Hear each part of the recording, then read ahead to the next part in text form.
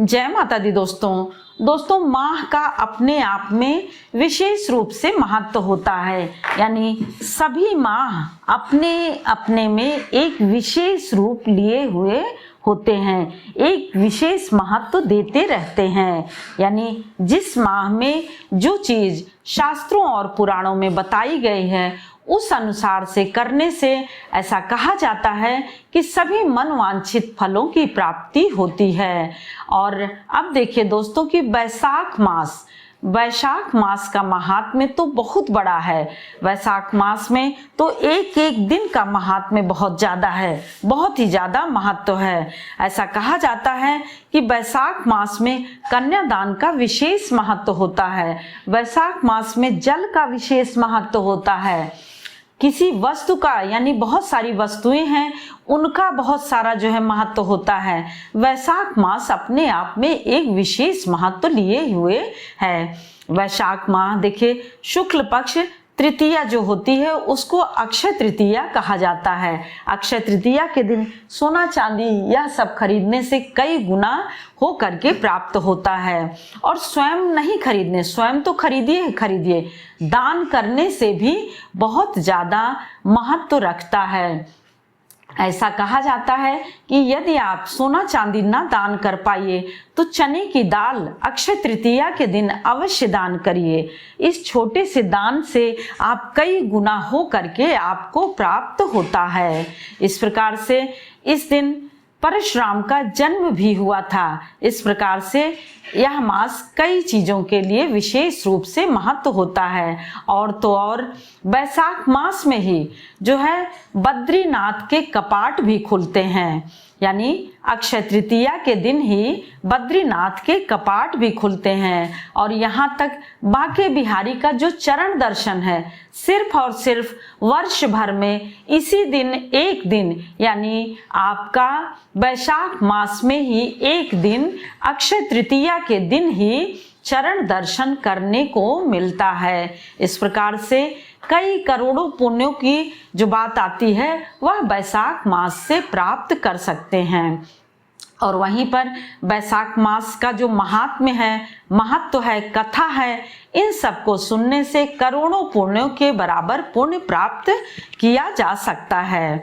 जिस प्रकार से देखिए आप कि कार्तिक मास में दीपदान का महत्व है, माघ मास में दान पुण्य और भोजन स्नान का महत्व है, और उसी प्रकार से वैशाख मास में कथा का महत्व और जल आदि दान करने का महत्व होता है। यानी विशेष रूप से जल दान करने का बहुत ही ज्यादा महत्व होता है। जैसे और महीनों में आप कार्तिक में, माघ में एक स्नान करने की जो पूरे एक माह के संकल्प को रखते हैं उसी तरह से आप वैशाख मास में भी रख सकते हैं। वैशाख मास में यदि नित्य एक महीने कोई प्रतिदिन सूर्योदय से पूर्व नदी या सरोवर में जाकर के स्नान करता है और जल देता है सूर्य भगवान को तो उससे उसे बहुत सारे पुण्यों की प्राप्ति होती है और मुक्ति प्राप्त होती है। उसे यानी सब कुछ जिसको कहते हैं मनवांछित फलों की प्राप्ति होती है और वह जो है मुक्ति को प्राप्त करता है।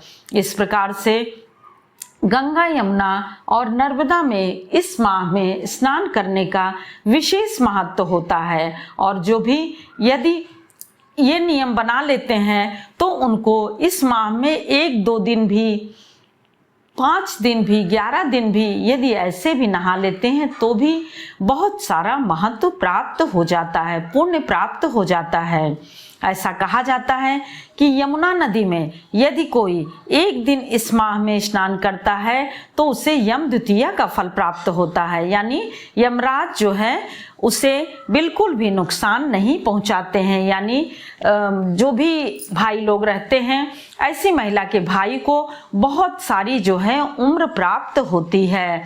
और एक कहा जाता है कि यदि गंगा में एक भी दिन कोई स्नान कर लेता है वैशाख मास में तो उसे 1 वर्ष अभिषेक करने का पुण्य प्राप्त होता है।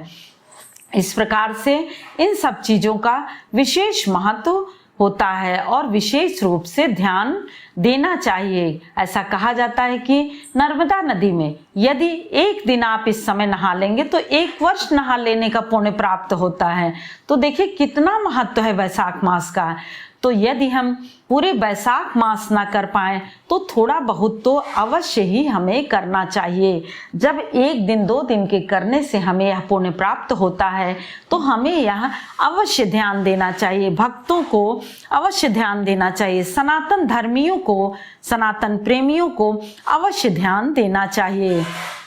ऐसा श्री कृष्ण भगवान ने स्वयं अपने मुख से कहा है कि वैशाख मास मुझे बहुत ही प्रिय है, यानी माधव मास भी इसे कहा जाता है, अति प्रिय होता है। कहते हैं कि इस माह में माता जी को भी यदि आप चुनरी चढ़ाते हैं, नारियल चढ़ाते हैं, माता जी का भोग लगाते हैं तो वह बहुत ही ज़्यादा लाभकारी होता है। गौदान करना चाहिए, स्नान करना चाहिए और पीपल के वृक्ष की परिक्रमा करनी चाहिए। पीपल के वृक्ष की परिक्रमा करने से ये जान लीजिए कि बहुत सारे अरिष्ट कट जाते हैं, बहुत सारी चीज़ें अपने आप सहज और सरल रूप में हो जाती हैं। इस प्रकार से वैशाख मास का जितना अधिक से अधिक हो सके उतना लाभ उठाइए, उतना पुण्य प्राप्त करिए, क्योंकि वैशाख मास में यह सब करने से बहुत ही सौभाग्य की प्राप्ति होती है। और मंत्रों का जाप निरंतर करते रहिए, विष्णु भगवान के मंत्रों का जाप करते रहिए, कोई पुराण पढ़िए, जल प्याऊ दान करिए, यज्ञ करिए, थोड़ा सा छोटा सा हवन प्रतिदिन करिए और गन्ना के रस को अर्पित करिए। और लक्ष्मी, गन्ना का रस जब आप अर्पित करते हैं तो लक्ष्मी जी बहुत ही प्रसन्न होती हैं, और लक्ष्मी जी प्रसन्न होती हैं तो विष्णु भगवान तो स्वयं ही प्रसन्न हो जाते हैं। इस प्रकार से वैशाख मास का पूर्ण रूप से लाभ उठाइए और इसके कथा एवं महत्व को हो सके तो अवश्य पढ़िए, जिससे कि आपके परिवार और कुल सभी में सुख समृद्धि का निवास हो, आपका परिवार बढ़े, आपके परिवार में सभी जो है स्वस्थ, निरोगी और संपन्न रहें। जय माता दी दोस्तों, फिर मिलते हैं एक और नई जानकारी के साथ। तब तक के लिए लाइक करिए, सब्सक्राइब करिए और बेल बटन अवश्य प्रेस करिए, जिससे कि नोटिफिकेशन सबसे पहले आपके पास पहुंचे। और यदि यह जरा भी सहायक हो तो कृपया शेयर करना बिल्कुल भी ना भूलें। जय माता दी।